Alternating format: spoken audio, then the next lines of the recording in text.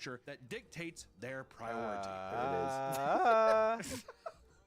There it is. I'm gonna be at the bottom of the totem pole. Exactly. We're getting into it, but it feels fucked up that you are in this relationship and then they have a designated dog. You know what I mean?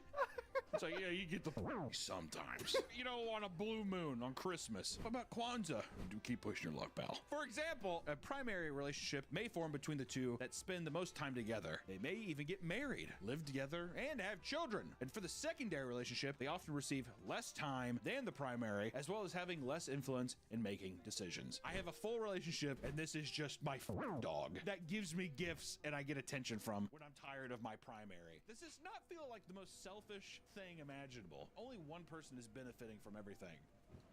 The woman. And an anchor partner is the non-hierarchical relationship equivalent of a primary partner, being the one that is the most stable and reliable figure within the group. The person that has a job. All right. I went over the can we at least say what it is? The guy who's working full time. That's the anchor partner, all right? Within polyamorous relationships, there are also those known as comets, which are people in the relationship that you do not contact nearly as frequently, whether it's due to conflicting schedules or distance to each other. Comets, aka buddies. I don't know, we can call it whatever cosmic thing we want to call it. That's what that is. Or no, it's not even a relationship, it's just they come over sometimes. They're coming. Pass by. There's also polygamy, which requires being married to multiple spouses. This takes place in the form of polygamy, where one man is married to multiple women, or polyandry, where one woman is married to multiple men, aka our boys in the Mormon church. They live on compounds, and it's like really that one show. It's like one dude, 5 wives or whatever. It's too, because it's just like he keeps marrying younger women. So the first wife, she's just like, we used to have a lot of fun back in the day, and then he's like only spends time at like the younger person's house. He has like multiple houses in this cul-de-sac, and he's just like, on Mondays I sleep here, on Tuesdays I sleep here. It's so but as you can see, as we start to get into the hyper-specific poly arrangements, things start to get a little complex. For example, the phrase solo poly, which you would think that's just a regular person, right? But a solo poly is ascribed to those who are single and polyamorous, choosing to prioritize their own needs even while engaging with multiple partners. They often prefer not to have a nesting partner, a term used to describe the partner that you choose to live with. Okay, so you're just sleeping around. Okay, yes, it could look like you being a buddy who's basically just a couch potato hopping from house to house or from nest to nest. You're a couch surfer. You're a whore. You're a homeless person having sex with random people. No, it's a nest. You're not a bird. You're a whore. Solo poly people can also engage in parallel polyamory. Like a Doctor Strange or something. I'm like... Parallel polyamory, where their various partners are aware of each other but don't meet or interact with each other. Do not talk to him. So it's like you know their existence, but you don't ever want to speak to them, which to me also means that person does not know about you. There's also monopoly, where only one member in a couple engages in polyamorous relationships. Some couples use this setup to save a relationship when one partner has a tendency to cheat, which doesn't always end well. I know you're gonna cheat, but I love you, so go out there and do it. Isn't that just called a hall pass? I guess so, yeah. Wouldn't you just be like, yeah, go ahead? Unless he's just like, babe, you can't keep this dog on a leash. For those who reject normative relationship structures, there's relationship anarchy. This means that so long as there is mutual respect between partners, you can follow your heart and structure things as you see fit. Relationship anarchy has a negative connotation to many, as some will use it as an excuse to be selfish, cheat, and manipulate people. However, there is more to this lifestyle. Relationship anarchy can be, for example, building a family that consists of not only romantic partners, but platonic friends. A polycule, also known as a polyweb or a polyfamily, is the connection made among various people living in polyamorous lifestyles. Essentially, it's a family in which you are not only connected by your own partners, but your partner's partner, and so on. And not all members of the polycule need to be romantically entangled. It's a portmanteau of the words polyamory and molecule. Some people who participate in this will create charts to explain the complex web of relationships contained in their polycule. You probably thought you were on Ancestry.com. No. This is a polycule, my friends. I like how it's showing former partners. Well, we were dating, you know, it's part of their thing. What's the thing, dude? You gotta have a little ancestry. You gotta have a little family tree of your polycule. Because you probably are also like, I might go back. I feel like these are like little islands. They're like little Mario worlds you get to travel to. What are some of these asexual, non-sexual partnerships, long distance? I like how it's just friend. non-sexual partnership, so it's a buddy.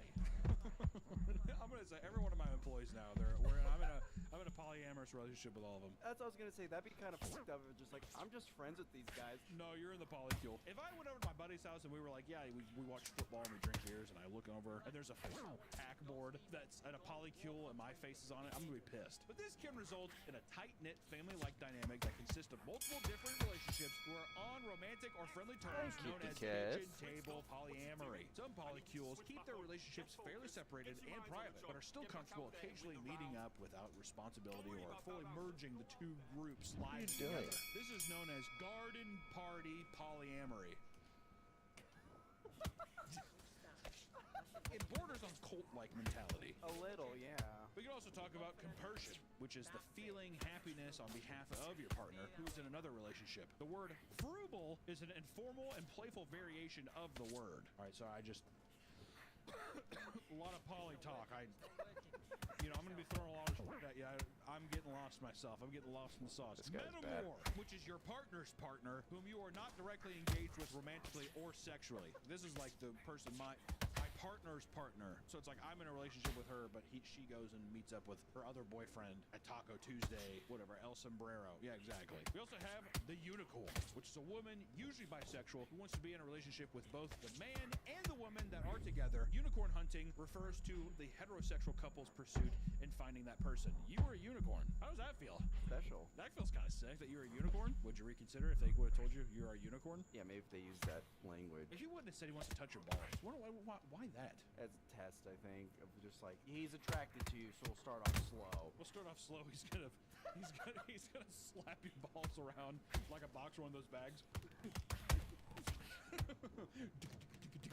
And then there's cowboys and cowgirls, which is someone who enters a polyamorous relationship only to try and convince one of their partners to leave and enter a monogamous one. That's like a homewrecker. You don't want to be a cowboy or a cowgirl. They're like, hey, I'm gonna join this thing. Get me the fuck out of here. Let's go. I like you and not him. You're the villain. You're Sauron. You're a terrorist. You're Sauron. With that said, it doesn't take a genius to understand that poly relationships are open to tons and tons of complications, right? Having a healthy monogamous relationship is already hard enough, so managing several can often lead to a lot of problems. A polyamorous relationship is no place for people who struggle with proper communication, as it can easily make or break the entire thing. These setups often have lots of boundaries, rules, and expectations that need to be addressed to avoid misunderstanding and hurt people's feelings. A big issue for poly relationships is jealousy. More commonly, with people who are new to the scene, the excitement of a new partner coming into the mix can turn into jealousy quickly, depending on the person and how it's handled. With so many people involved, this means having to make time for multiple people so nobody feels neglected. And to do this, you need to now juggle multiple schedules and manage your time, something that can become very mentally taxing. Imagine, when you're just like, I need a break from work. How many times have I been out? I'm like, oh, you want to go do this? And I'm like, oh, wow. You do it anyways because you're just like, oh my god, I'm not an ass. Imagine having to do that 2 times or 3 times, like back to back. All right, I went to this one. What about me? You know what I mean? It's one of those things. Knock, knock. Oh, goddamn, dude. It's a common joke that people in large poly relationships need to master using Google Calendar to organize their time. Some people on the r/polyamory subreddit even post detailed guides on how to be the most efficient with the app. And speaking of r/polyamory, let's look at potential complaints people have had with polyamorous relationships to get a glimpse of what could go wrong. Which someone says, many people, especially men, but not always, use polyamory just as an excuse to have a harem and not really have a mutual love relationship with multiple partners. Yeah. Like, what? No shit. What do you mean? Can you believe they just want to He doesn't actually want to go to the rave with me. He just wants to He doesn't actually want to go to Joann's Fabric and pick up yarn. He just wants to have sex. It's like, yeah, duh. How do people manage their sex schedule? I have 3 partners. 2 of my partners have 3 partners, and 1 partner has just me. But dates. I feel like everyone in the expanded polycule has a role. Sometimes that's just activity partner, nesting partner, and for me, I guess I'm the sex partner. Each of my 3 partners has guaranteed 2 times a week with me, where I'm available for sex, and most of the time they arrange a 3rd time each as well. The result is, I have sex 7 to 10 times a week.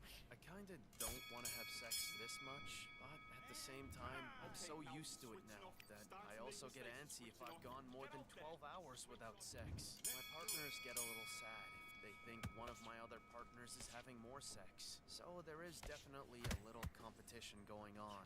Though we're not supposed to mention when people are having sex with each other to avoid FOMO. In many ways, that makes it worse, because everyone assumes everyone else is having sex whenever they're spending time with me, which a lot of the time is true, but only because they feel like they want to keep up. You may be deterred by some of these stories, but don't let this fool you. Those who are able to engage in polyamorous relationships in a healthy way find themselves much happier than they ever would have been in a monogamous relationship. Okay? Many feel like it's greatly improved their lives to have a larger support system of loved ones that are there when times are tough. And for those who have children, the extra help makes a big difference. In the case of TikTok star Larissa, she claims that polyandry cured her depression, and others feel that the combined income also makes their lives far less stressful than that of a typical two-person relationship. There's the added bonus of freedom that polyamorous people enjoy, allowing them to experience things that monogamous people may never get to do. Believe it or not, there are even success stories involving a 20-person polycule in Boston. I hate to see that Irish mess, dude. You give me all that red hair tangled together. That's a disgusting tumbleweed I don't want to be a part of. Their community began in 2020 and eventually became a large positive relationship in which everyone feels deeply in love with each other. Together, they learn the proper communication tactics, set boundaries, wingman each other, and schedule their time in a way that appeases all their partners. I call bull. I think people are gonna be like, yeah, it's fine. All right, we're in harmony. I'm like, who's the dogs, dude? Who's the dogs? I want to know who are the secondaries or the thirdnaries. I mean, who's the 20? Who's number 20, dude? The guy with the like Jimmy John bags come in. All right, who had the Italian? That's the 20, dude. But now let's talk about a particularly interesting and strange polycule relationship story. Let's talk about Sam Bankman-Fried's weird poly penthouse. You guys remember Sam Bankman-Fried? His weird gopher mole girlfriend? She threw his ass under the bus, didn't she? I think so, yeah. She just All of it. All of it. She's like, trigger someone. Jesus. Is that what they were doing here?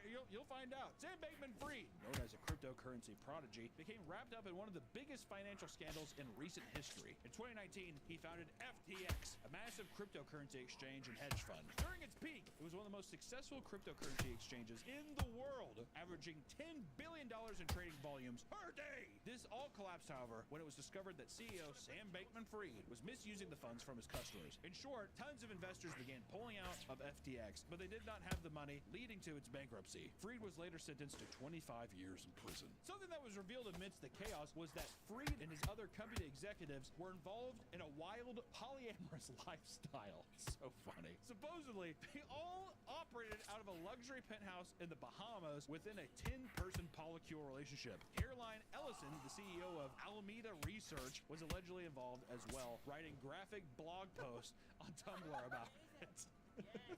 She stated that while she used to be a trad woman, she now realizes that the only acceptable style of poly is best characterized as something like Imperial Chinese harem.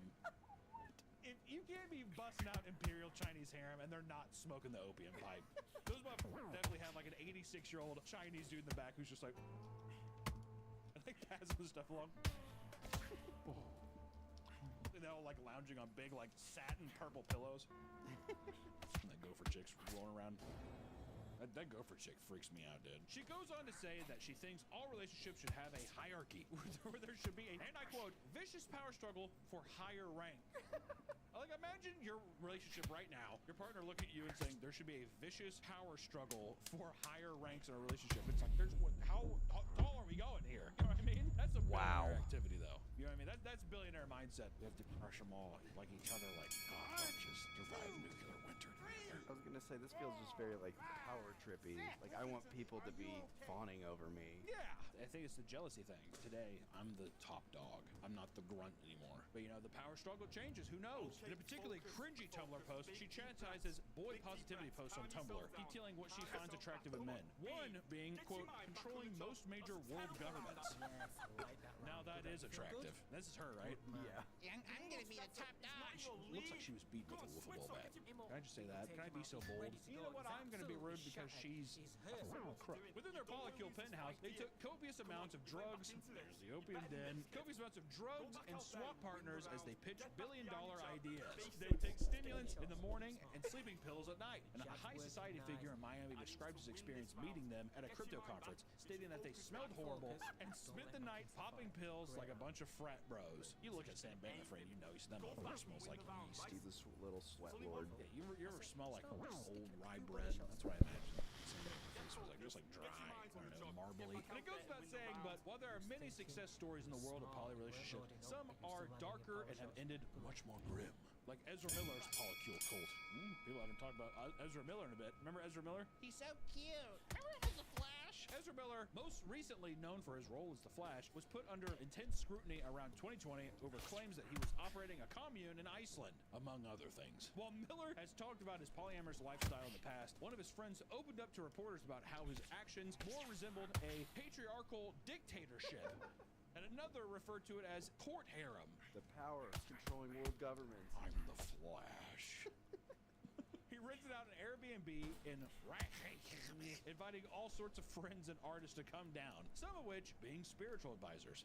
Thank God. There, Miller was seen as some sort of idol, according to one visitor, stating that everyone seemed completely hypnotized by him. The actor gave long spiritual speeches, claiming he had superpowers, and at times he would experience intense mood swings and become enraged at his guests, which is unlike him. There's definitely no footage of him anywhere ever being, I guess, aggressive or mad. That's not like Ezra. Miller's friends detailed his manipulative and abusive behavior in his makeshift commune, saying, quote, Ezra controls all the sex as the man. Fuck? Plays the women against each other. Screams at them, belittles them in front of the others. That's fun. One of the women involved with him in Iceland, who was 18 at the time, had sex with him on 3 occasions. During her time staying with him at the hotel, she recounted him becoming weirdly obsessed with her breeding capabilities, worshipping her womb by talking to it and hugging it. With all the female viewers right now being like, okay, all right, a man who worships his womb. I do have breeding capabilities. That's what I'd be. If I was a woman, that's what I'd be saying. I'm a breed machine. You don't even know how much we're gonna be popping out. Further testimony alleges that Miller had invited teenagers to his commune as well, supposedly. That's engaging in fucking sexual crazy, acts with them dude. During their stay, and it seemed that the commune had come to an end in the late 2020. A string of crimes and signs of mental decline from Ezra Miller poisoned his reputation in the eyes of the public. Whatever happened to Ezra Miller? I feel like he just ran off into the tall grass. We never saw him again. Into the weeds, and you're like, all right. This April at Renewal by Anderson, replace your windows, your patio doors, or your entry door, and we're going to give you an amazing opportunity. You ready? Pay nothing, and I mean zero zilch nada, for 24 months. Just to be clear, that's 2 years. I'm talking about no deposit, no payments, and no interest until April of 2027. We don't know when we'll be able to offer this special financing again. Whoa, what's up, everybody? Who am I? And, My name's King Dud. 60% of all our customers choose to finance. It just makes sense. But hold on, why choose Renewal by Anderson in the first place? Well, we use an exclusive window frame material.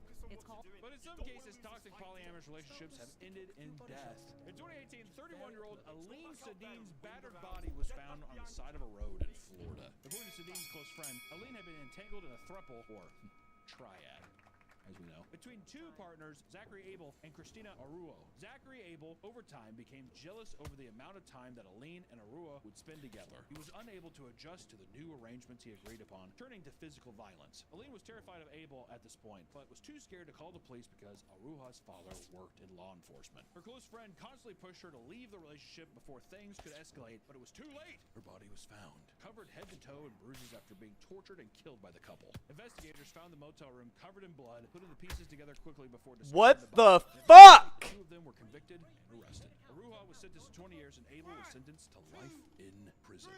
Always just gotta throw a little horrible zest at the end, don't you?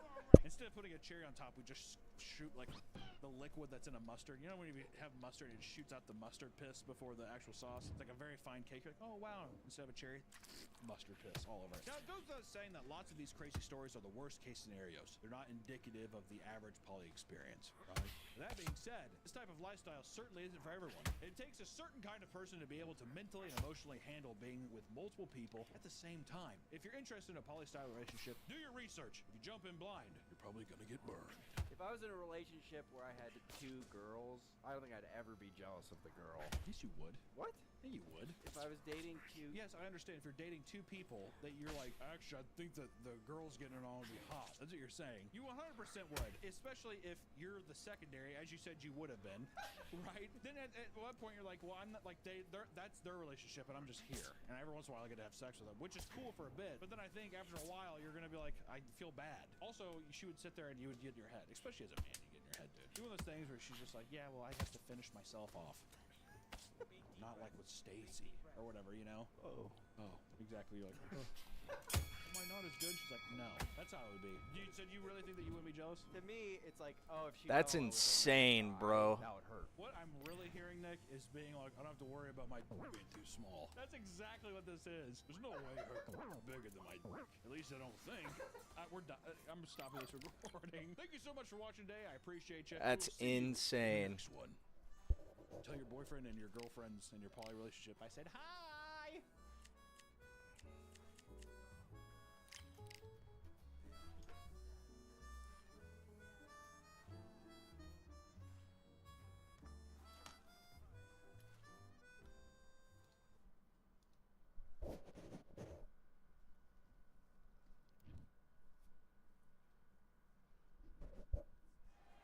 It's time for the talking to stop and the fighting to start. This should be good.